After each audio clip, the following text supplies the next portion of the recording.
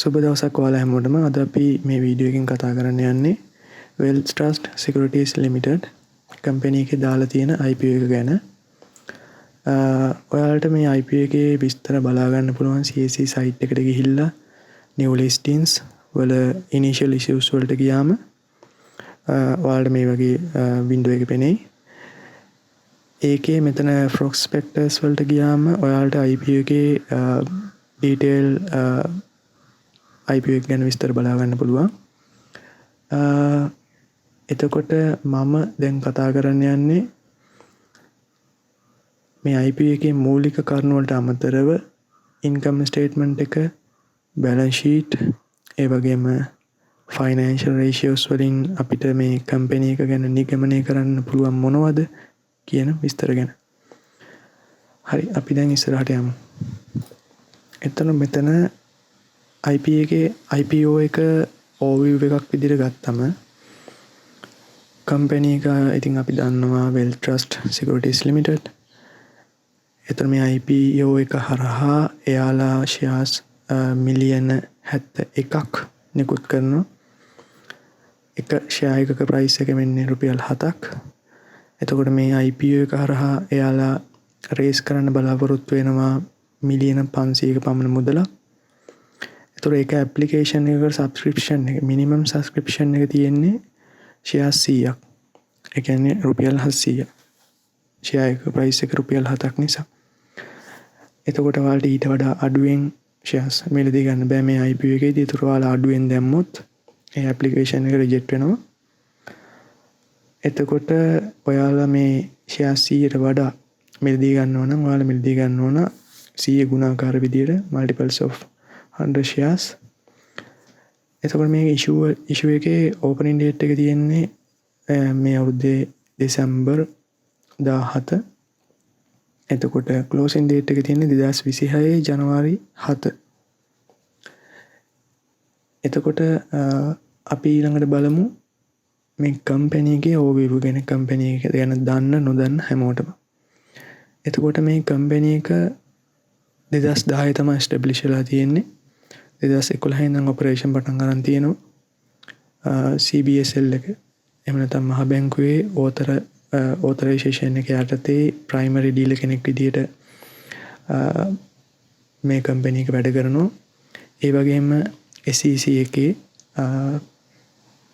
Securities Exchange Commission එකේ සුළුගම්පත් සහ විනිමය commission සභාවේ බලපත්‍රලාභී stock broker කෙනෙක් සහ stock dealer කෙනෙක් විදියට debt securities එහෙම නැත්නම් ණය සුරකුම්පත් වල ඔපරේෂන් සිදු කරන සමාගමක් ලෙස මේ වැඩ කරනවා. එතකොට මේ සමාගමේ අධ්‍යක්ෂක මණ්ඩලය 5.84ක dilution කිරීමකින් රුපියල් 500 මිලියන 500ක මුදලක් රැස් කිරීමට මෙම IPO එක හරහා බලාපොරොත්තු වෙනවා. එතකොට අපි බලමු දැන් මේ IPO එක යාලා දාන්න මොකක්ද යාලගේ objective එක කියලා. එතකොට WTS එක සතුව දැනට ශක්තිමත් core capital එකක් ප්‍රාග්ධනයක් රුපියල් බිලියන 6.26ක තියෙනවා කියලා යාලා සඳහන් කරනවා.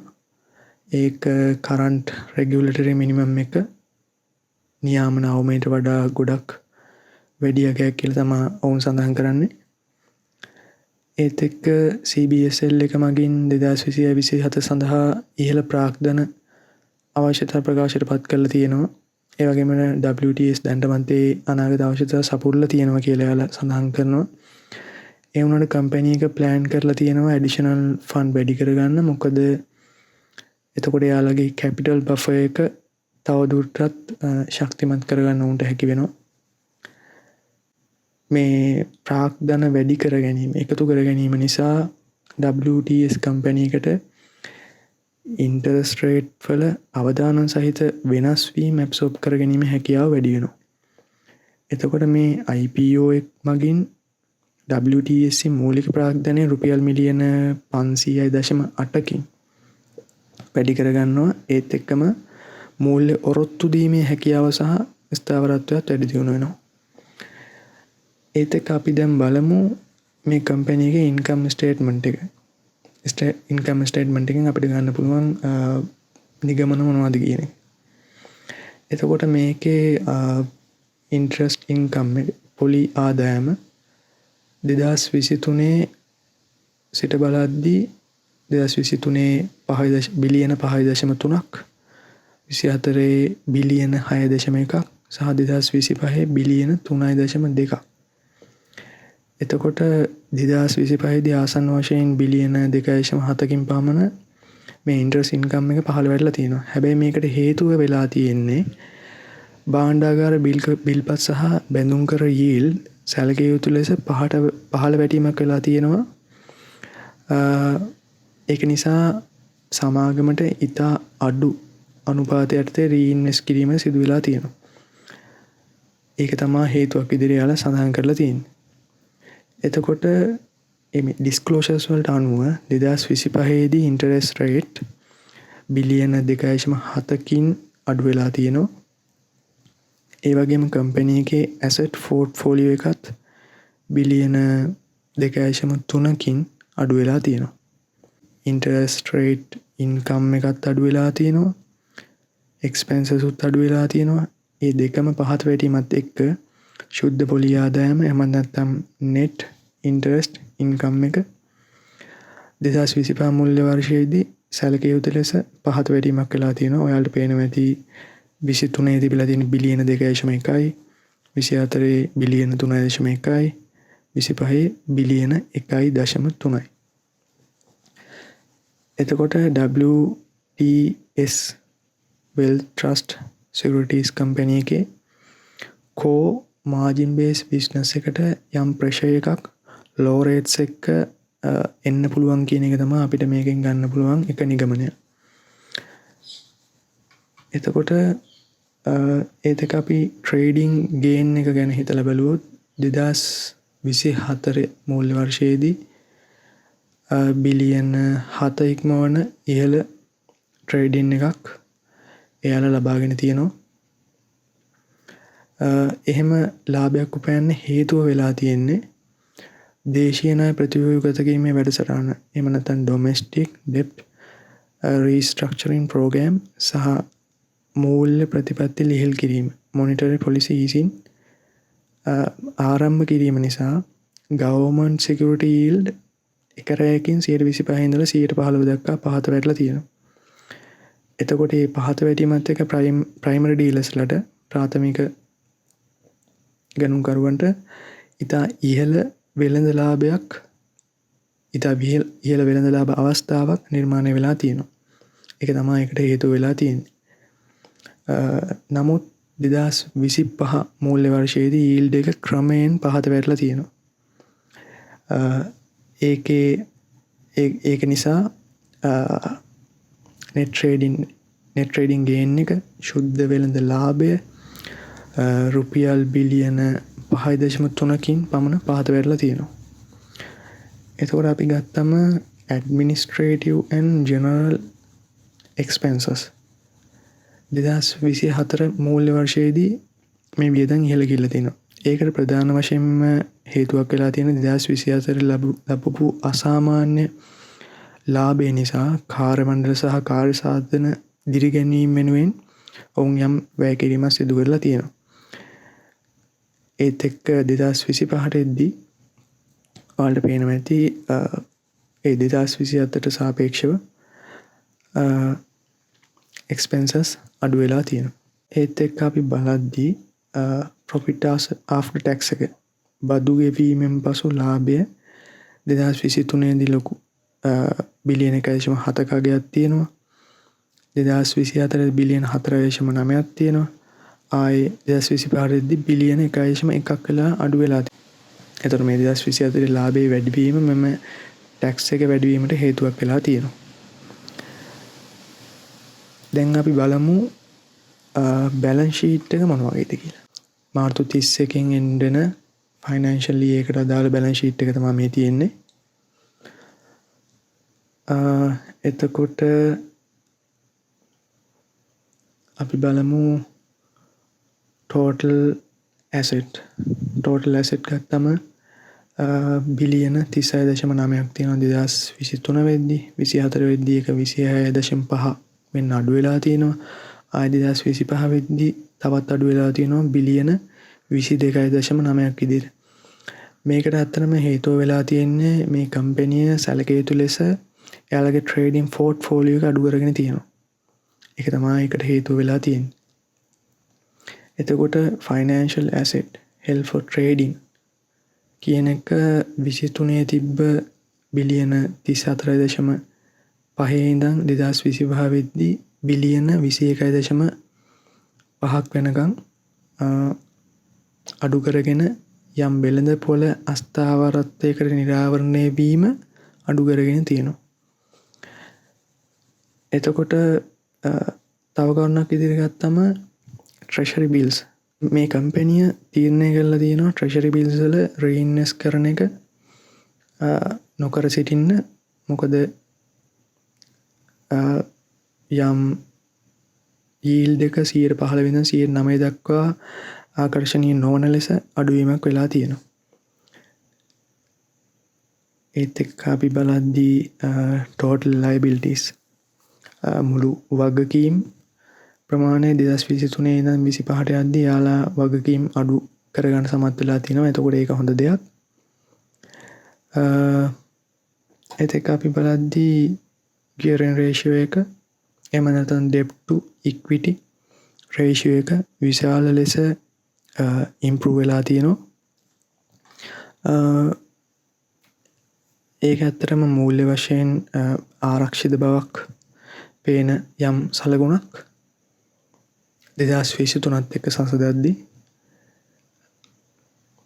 එතකොට අපි ඊළඟට බලමු financial ratios.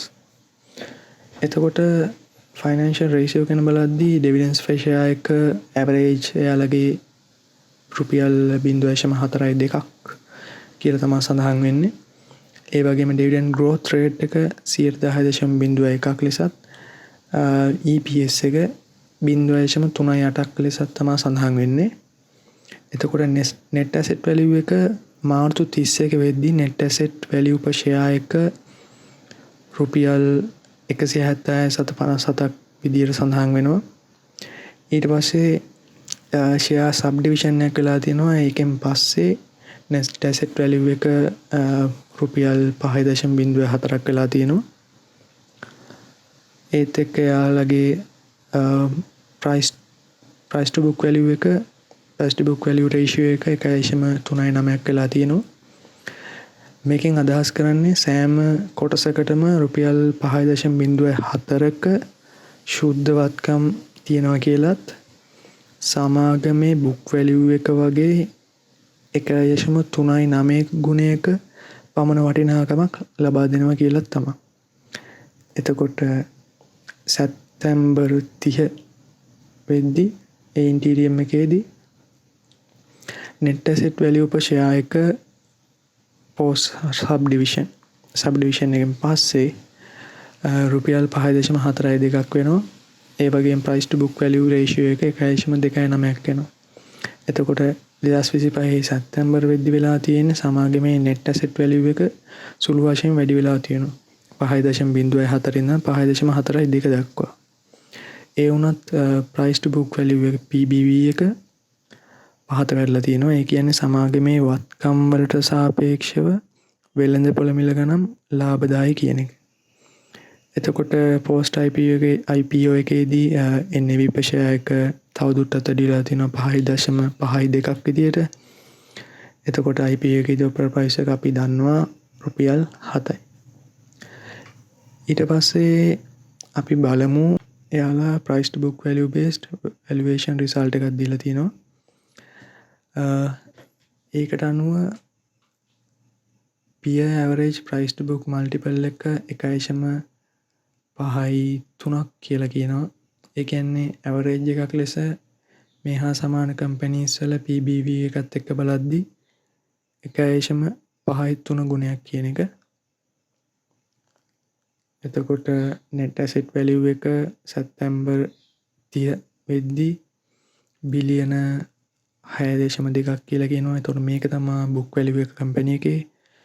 වත්කම් වලින් වගකීම් අඩු කරාම එන එක.